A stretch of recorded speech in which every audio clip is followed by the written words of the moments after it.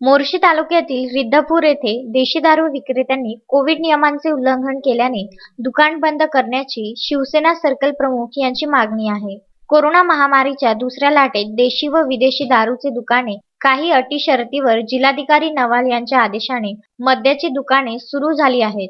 मद्य घरपोच देण्याचे स्पष्ट आदेश असताना मद्य दुकानदारांकडून सर्रास दुकानातून विकली जात असल्याने सदर दुकानाचा परवाना रद्द करण्यात यावा अशी मागणी रिद्धपूर शिवसेना सर्कलचे प्रमुख मंगेश शेडके व ग्रामपंचायत सदस्य सचिन डवके यांनी वरिष्ठांकडे केली आहे। 70 रुपयात पोत्यात भरून पावटी गुणाने दे। मी म्हटलं केवढ्या जेव्हा तर म्हणे 70चा कमी नाही आहे म्हणे। तर तुम्ही कुठे गेलते? मी वावरात चाललो होतो। वावरात चाललो तर तुम्हाला तिथे विकताना दिसले बाहेर रस्त्यावर? कोणाच्या घरापाशी? मनोहर जामदार। हो का, त्या कोपऱ्यावर बसले होते आणि काय करून राहिले होते? विकून राहिले होते, पावट्या विकून राहिले होते। किती रुपयानं? 70। कायच्यात होत्या पावट्या?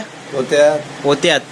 गर्दी होती लय गर्दी, आणि ते पावट्या विकून राहिले रस्त्यात 70 रुपयाले दुकानातले माणसं। हो काय, तुम्ही विचारलं नाही का त्याला काय पार पावटी तर 52 रुपयाचीच आहे आणि तुम्ही कसे 70 घेता म्हणून? म्हणे भाव वाढले म्हणे, भाव वाढले म्हणे आणि 70 घेताय? तुमची लुबाडणूक करून राहिले ते। संजय गारपवारसह दत्तराज इंगळे, विदर्भ न्यूज, मोर्शी।